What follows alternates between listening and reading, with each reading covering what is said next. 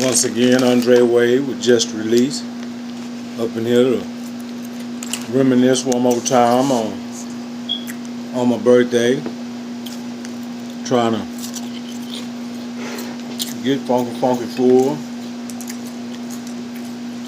being thankful, being blessed to be free, and to be able to enjoy myself. I'm by myself right now. Everybody's full, sleeping, getting ready to go to work in the morning. And I just want to reminisce. I just want to talk about how I feel on my birthday. I was thinking about a time when some guys and myself, we was going through Justice 4. Justice 4 is a psych unit.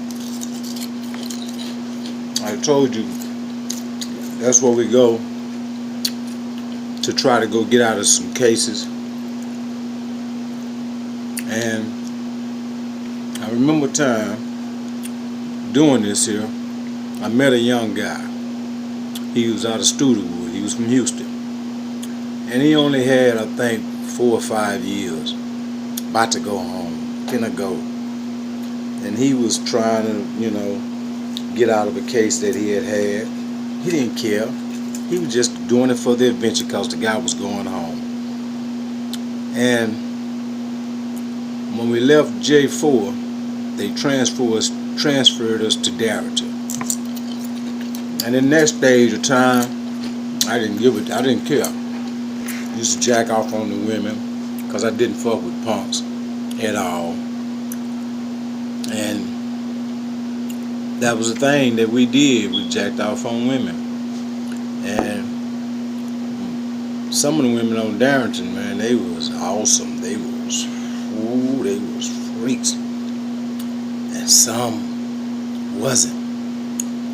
And at this time, we came through there, and we, like I say, we was out of control, close custody inmates.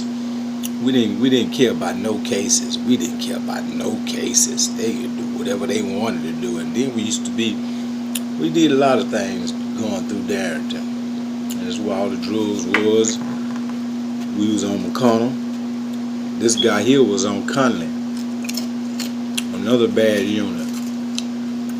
But I got to get to know the young fella because he was out of Houston, and we was kicking it the whole time. We was going through J4 and Darrington. So they placed us in a cell. He was next door to me. We was on one row. Me and shed tears too in prison.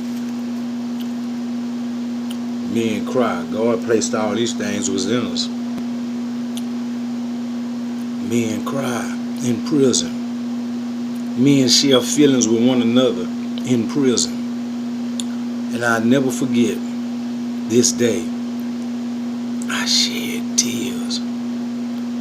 I shed tears because Lord knows if I'd have known that he was going to do what he did, I would have told him don't do it. Because Darrington did not care about inmates. And it was more populated officer was black. They didn't care. They didn't care. They had a black major woman. I never forget.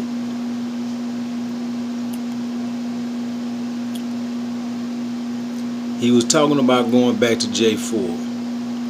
But I was thinking that he was going to go back to his unit, then do it, and go back. And when you go to J4, you have to fake death situations. Like I took a bunch of pills. I took the pills and took all the inside of the pills and capsule pills, and I took all of them and I put them back together and made like I was going to kill myself. Got me to J4. I ain't never take that ride. I never took that ride anymore. I was tripping for he much doing that, but doing this ride I shed tears for a man I didn't know. He played like he was hanging himself. Just to get back to J4, I remember the officer that was working the tank that day. Black lady, young girl, last name Houston. And the major both went to his cell while he was hanging himself. They let him hang himself.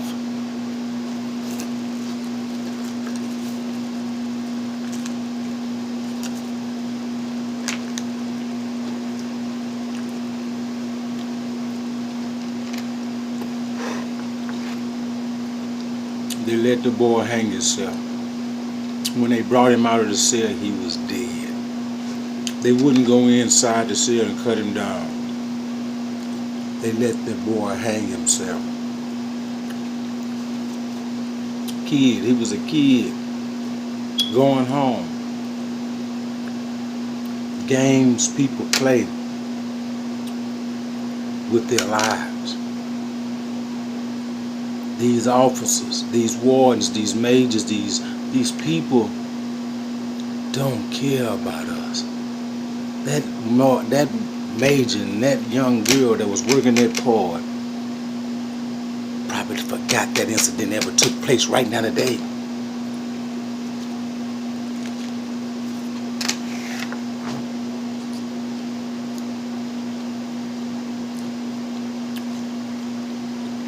You can die in prison. You can get shipped to a unit today and die tomorrow. I cried.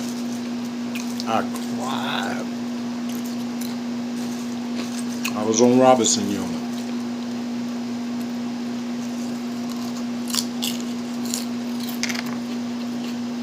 Met a white guy. He was on the units as a traveling construction guy. Big guy. He was tall, muscular, and he worked the construction, and they used to travel from unit to unit.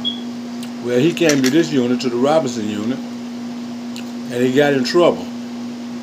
So he ended up on 8 building, on 7 building with us. We was meeting in custody.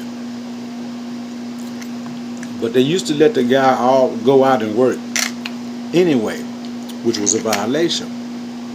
But by him being on that crew, he was a good worker, they let him go. This was approved. And he wasn't supposed to be out there working. So that morning, we was all on the park getting ready to go to lunch. Everybody smoking cigarettes, which was what we were supposed to have. But we was all laughing in the day room. He left before us. Because he went, like I say, they was working on the rec yard. He went to work. Big guy, about 6 something, muscular, white boy, working. When we turned out for chow, and we come by the rec yard, I heard him holler, "Look out, Drado!"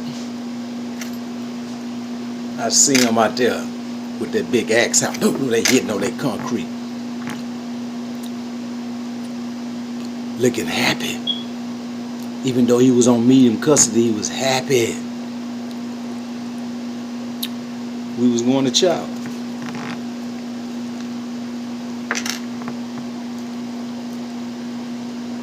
When we come back from chow, he died. He had a heart attack, fell out and died. Right there. Right there. I cried. Men cry in prison. Men share feelings in prison. And they don't have to be gay. You can have a gay friend. Friend, what I said. Not a lover. And if that gay person die, you will cry in prison. Men cry in prison. Just released with Andre Wade. Thank you. And happy birthday to those whose birthday are today.